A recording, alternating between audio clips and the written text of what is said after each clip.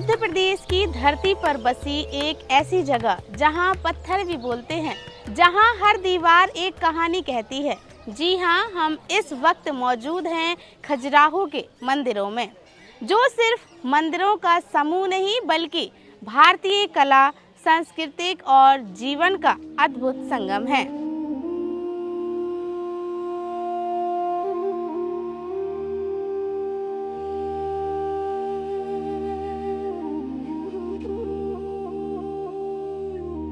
UNESCO के विश्व धरोहर में शामिल खजुराहो अपनी अनोखी मूर्ति कला के लिए पूरी दुनिया में मशहूर हैं। इनकी कामुक मूर्तियों के कारण इन्हें कामसूत्र मंदिर भी कहा जाता है। लेकिन क्या खजुराहो की पहचान सिर्फ इतनी ही है? असल में नहीं, यहाँ की कुल नक्काशी का केवल 10% हिस्सा ही कामुक है, जबकि बाकी 90% उस समय के सामान्य जीवन को दर्शाता है। संगीत, नृत्य, श्रृंगार, युद्ध और खेती, यानी मानव जीवन का हर रंग यहाँ पत्थरों में उकेरा गया है। खजुराहो में कई मंदिर हैं, लेकिन इनमें सबसे भव्य और लोकप्रिय कंदारिया महादेव मंदिर, जिसकी दीवारों पर 800 से अधिक मूर्तियां बनी हैं। हर आकृति इतनी जीवंत की लगता है जैसे पत्थर में जान बस गई हो। अगर इसके इतिहास की बात करें तो इन मंदिरों का निर्माण 950 से 1050 ईस्वी के बीच चंदेल राजवंश के राजाओं द्वारा करवाया गया था। लेकिन सवाल ये है, आखिर इन मंदिरों को इस तरह क्यों बनाया गया? इसका कोई एक ठोस जवाब नहीं मिलता, लेकिन कई मान्यताएं जरूर हैं। कुछ लोग मानते हैं कि चंदेल राजा तांत्रिक विचारधारा से प्रभावित थे, जहां योग और भोग दोनों को मोक्ष का मार्ग माना जाता था। कुछ इसे उस दौर का कला और शिक्षा का केंद्र मानते हैं, तो कुछ के अनुसार ये मूर्तियां भगवान शिव के विवाह, प्रेम और जीवन के सर्जन का प्रतीक है। जैसे कि शादी का भी सीन दिखाया गया है, एक गुरु शिष्य की भी है, कुछ कामासूत्र से भी इंस्पायर्ड है मूर्तियाँ। बहुत अच्छा लग रहा है। क्या बोलें, उसको शब्द में नहीं मिल पा रहा। जैसे कि होता है ना कि कैसे पुरुष और महिला एक दूसरे से आकर्षित होते हैं और कैसे एक नए जीवन का आरंभ होता है, और ये सारी चीज़ें यहाँ पे ज़्यादा बताई गई हैं, दिखाई गई हैं। और उसी से रिलेटेड सारी मूर्तियाँ, सारे जो भी यहाँ पे स्मृतियाँ हैं, वो सारी चीज़ें उसी के हैं।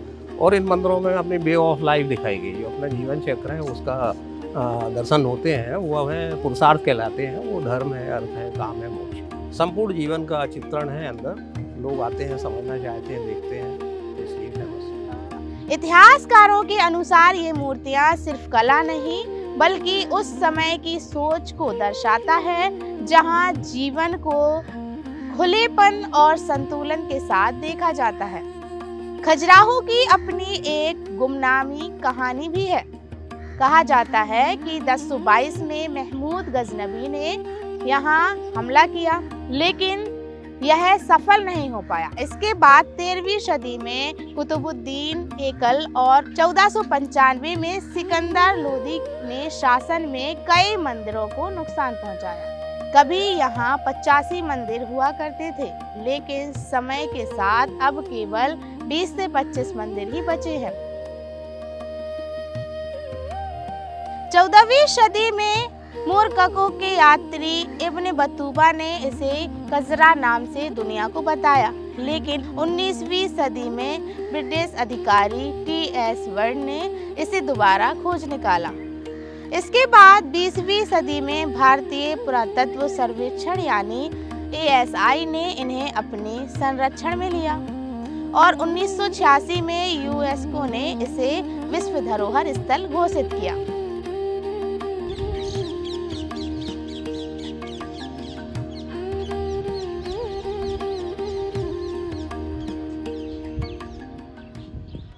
खजुराहो के ये मंदिर सिर्फ पत्थर की इमारतें नहीं बल्कि समय के उस आईने की तरह हैं जो हमें हमारे अतीत का एक उदार और भव्य चेहरा दिखाते हैं। ये दीवारें गवाही देती हैं कि प्रेम का स्वरूप हमेशा से इतना रूढ़िवादी या सीमित नहीं रहा जितना हम आज समझते हैं। इन बेजोड़ मूर्तियों में हम प्रेम के हर रंग को देखते हैं।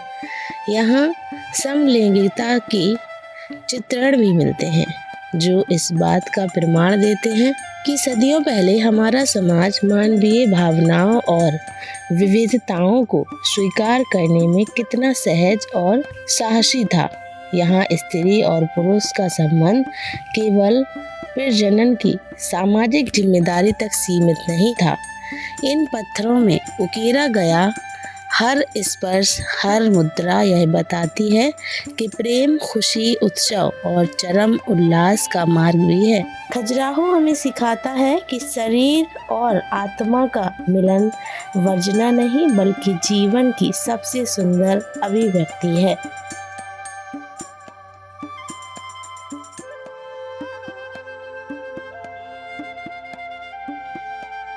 अगर आप यहाँ आने का प्लान बना रहे हैं तो खजुराहो तक पहुँचना भी काफ़ी आसान है।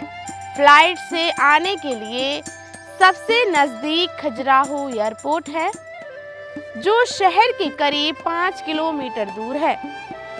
ट्रेन से आने पर खजुराहो रेलवे स्टेशन नज़दीक है जहाँ से ऑटो आसानी से मिल जाते हैं। और अगर आप सड़क मार्ग की में से आना चाहते हैं तो झांसी और पन्ना से बस की सुविधा उपलब्ध है। खुद की गाड़ी से अगर यात्रा करना एक शानदार अनुभव हो सकता है। रुकने की बात करें तो खजुराहो में हर बजट के होटल और होम स्टे उपलब्ध है। मंदिरों से थोड़ी दूरी पर आपको किफ़ायती विकल्प भी मिल जाएंगे। और टिकट की बात करें तो अब यहाँ प्रवेश के लिए प्रति व्यक्ति लगभग 60 रुपए का टिकट ऑनलाइन लेना होता है। तो अगली बार जब आप खजुराहो आएँ, इसे सिर्फ कामसूत्र मंदिर के रूप में मत देखिए बल्कि इसे समझिए एक ऐसी जगह के रूप में जहाँ कला, संस्कृति और जीवन एक साथ सांस लेते हैं।